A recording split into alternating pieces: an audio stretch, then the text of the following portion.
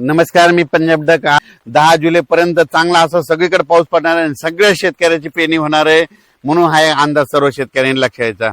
राज्यातल्या सर्व शेतकऱ्याला सांगू इच्छितो की आज देखील पूर्व विदर्भ, पश्चिम विदर्भ, दक्षिण महाराष्ट्र, उत्तर महाराष्ट्र, कोकणपट्टी, खानदेश, मराठवाडा सगळीकडे काय होणार आहे म्हणजे हे पाऊस काय होणार दररोज. आज सकाळी वेगळ्या भागात, दुपारी वेगळ्या भागात, रात्रीच्याला वेगळ्या भागात असं करत करत सगळीकडे हे पाऊस जाणार आहे आणि सर्व शेतकऱ्याची पेरणी होणार आहे म्हणून हे अंदाज सर्व शेतकऱ्यांना लक्षात घ्यायचा. शेतकऱ्यांना घाबरू नका, यावर्षी पेरणी होणार म्हणजे होणार. तुम्हाला एक म्हणलं होतं ना, 1 जूनच्या शेवटच्या आठवड्यात एक टप्पा राहील, जुलैचा पहिला टप्पा एक राहील आणि जुलैच्या 10 जुलै ते 15 जुलैमध्ये एक टप्पा राहील. पण सगळ्या शेतकऱ्याची पेरणी होणार आहे म्हणून हा अंदाज लक्षात घ्यायचा. रायगड पासून रत्नागिरी ह्या पट्ट्यात आज जोरदार पावसाला सुरुवात होणार आहे आणि त्याच्यानंतर काय होणार आहे की ते पाऊस संभाजीनगरकडे, उत्तर महाराष्ट्राकडे, जळगाव जिल्हा, धुळे जिल्हा, नंदुरबार जिल्हा, नाशिक जिल्हा, अहिल्यानगर जिल्हा, बीड जिल्हा, परभणी जिल्हा, जालना जिल्हा, बुलढाणा जिल्हा, अकोला जिल्हा, अमरावती जिल्हा, भंडारा, वर्धा, नागपूर, यवतमाळ सगळीकडे हे पाऊस काय होणार आहे. ह्या जवळपास या 3-4 दिवसामध्ये 30 तारखेपर्यंत सगळीकडे पडणार आणि सगळ्या शेतकऱ्याच्या पेरण्या लागणार आहे म्हणून हे अंदाज लक्षात घ्यायचा. त्याच्यानंतर मला सातारा, सांगली, सोलापूर आणि धाराशिव, लातूर जिल्ह्यातले फोन आले, तिकडे पाऊस पडला म्हणजे हे गेलेलंच नाही. तर त्यांच्यासाठी आनंदाची बातमी, त्यांच्याकडे म्हणजे आज 25 म्हणजे 24 आहे, आजच्याला सुरुवात होईल, पण तिकडे मात्र 25 ते 30च्या दरम्यान सोलापूर जिल्हा, लातूर जिल्हा, सांगली जिल्हा, सातारा जिल्हा, कोल्हापूर जिल्हा जोराचा पाऊस पडणार आहे ना, आणि त्यांची देखील पेरणी होणार आहे. म्हणजे पश्चिम महाराष्ट्रात देखील चांगले वडीनाले वाहतील असा पाऊस पडणार आहे म्हणून हा अंदाज सर्व शेतकऱ्यांनी लक्षात घ्यायचा. ज्या भागाकडे अद्यापही पाऊस आलेला नाही त्यांच्यासाठी आनंदाची बातमी, म्हणजे आजपासून त्या भागात देखील पावसाला सुरुवात होणार आहे. आणि त्या ज्या भागात अद्यापही पाऊस पडला नाही आणि त्यांच्याकडे पाऊस पडल्याच्या नंतर चांगली ईदभर ओल गेली, तुम्ही तुमचा पेरणीचा निर्णय घेऊ शकता.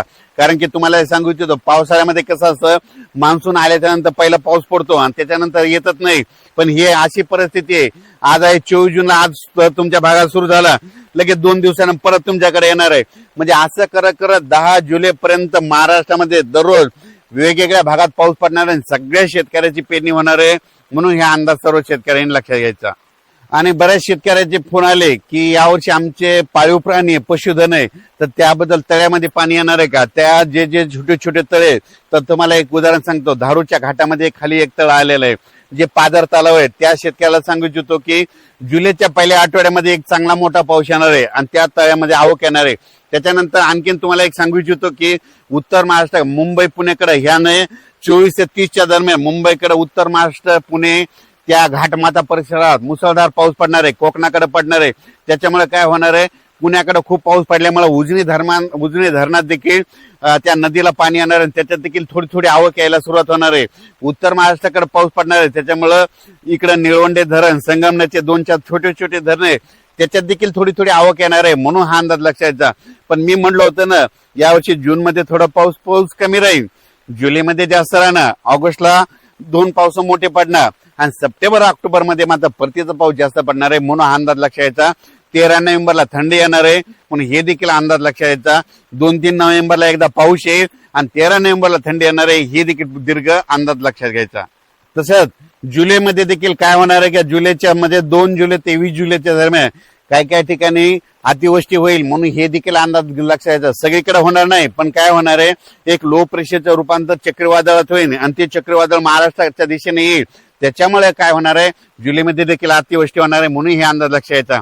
आणि तुम्हाला एक सगळ्यात महत्वाचं, हे जे 15-20 दिवस जे पाऊस लांबला होता, 10 दिवस लांबला होता, त्याचं खरं कारण सांगतो.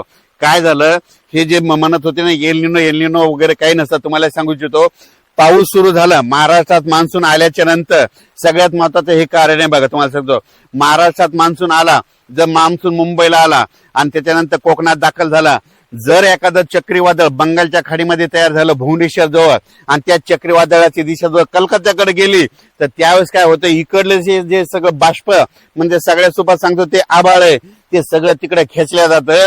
त्याच्यामुळे कम्प्लीट महाराष्ट्रामध्ये असं 10 ते 12 दिवस सारखं वारं वाहतं आणि पाऊस कुठत पडत नाही. हे सगळ्यात महत्वाचं कारण आहे. आणि यावेळेस देखील तेच झालं होतं. एक काय झालं होतं, एक लो प्रेशर झालं होतं, थोडं कमी म्हणजे चक्रीवादळ लहान झालं होतं, ते गेलं कलकत्त्याकडं. तिकडे गेल्याच्या नंतर त्यामुळे आपल्या इकडला पाऊस सगळं बाष्प खेचला गेलं, मान्सून आलेला होता ते त्यानं ओढून घेतला. हे सगळ्यात महत्वाचं कारण आहे. हे मला पहिल्यांदाच सांगायचं होतं, पण हे काय होतं, मला सगळ्यांचे विचार ऐकायचे होते म्हणून मी हे सगळं नंतर सांगत आहे. आणि भविष्यामध्ये आणखीन तुम्हाला एक सांगू इच्छितो, आणखीन एक गोष्ट सगळ्यांना सांगू इच्छितो. जर पुढच्या वर्षी जरी 2027ला जर पाऊस मान्सून आला, जर मान्सून आल्याच्या नंतर मुंबईला समजा कोकणात दाखल झाला आणि कोकणात दाखल झाल्याच्या नंतर जर अरबी समुद्रात एखादं चक्रीवादळ तयार झालं आणि त्याची दिशा जर दुबईकडे गेली तर काय होतं, हे सगळं बाष्प ओढून घेऊन जातं. आणि जोपर्यंत ते चक्रीवादळ स्थिर होत नाही, तिकडे जाऊन पाऊस पडल्याच्या नंतर स्थिर झाल्याच्या नंतर तोपर्यंत महाराष्ट्रामध्ये असंच वारं चालू राहतं आणि हे बाष्प ओढून घेतं. म्हणून हे सगळ्यात महत्वाचं कारण आहे. एल निनो वगैरे काही नसतं. तुम्हाला एक सांगू इच्छितो, एल निनो जणू काय आपल्या भारतीय मान्सूनचा सूत्रधार असं समजतात.